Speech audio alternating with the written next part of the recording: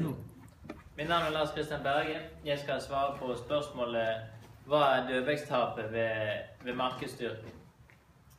Markedsstyrke det er at et selskap kan sette prisen på markedet og selge sine produkter til den prisen de setter. Det er typiske selskap som har monopol på markedet, som vil si de har et differensierende produkt og som de alene selger på markedet. Det som er spesielt med monopol er at de har noen barriers of entry. Det vil si det at de kan ha noen høye omkostninger ved å starte og produsere dette produktet. Det er også noe copyright. Det vil si at hvis man har copyright på produkt, så kan ikke andre firmaer kan ikke de gå inn og produsere dette samme produktet som du har copyright på. Det kan også være noen government, lover som sier at du har noen ekstra omkostninger ved å produsere i form av utslipp og det hele.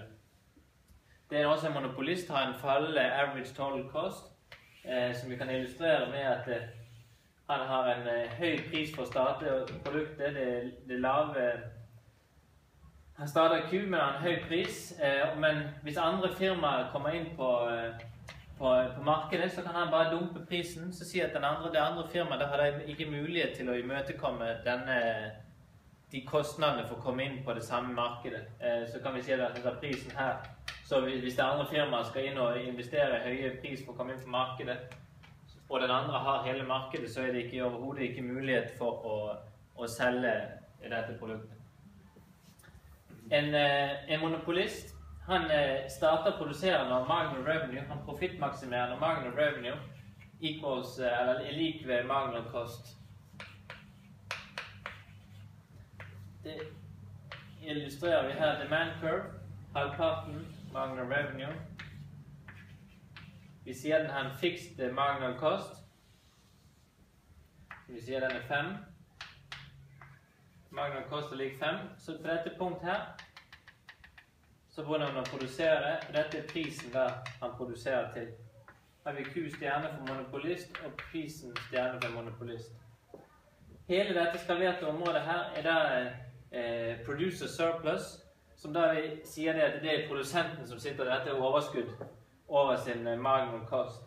Dette området her er da consumer surplus, som i dag er mye mindre enn hvis vi var i perfect competition, ville consumer surplus vært hele dette området. Siden vi har et så høyt producer surplus, så sitter vi også igjen med et dødvektstap på markedet. Så de personer som ikke vil betale P-stjerne, som vi kan si er 10, de som ikke vil betale 10, de faller fra og ikke kjøper dette produktet. Dødvektstapet det kan enkelt regne ut. Vi sier Q-stjerne er 10, og Q ved competition, den er 20.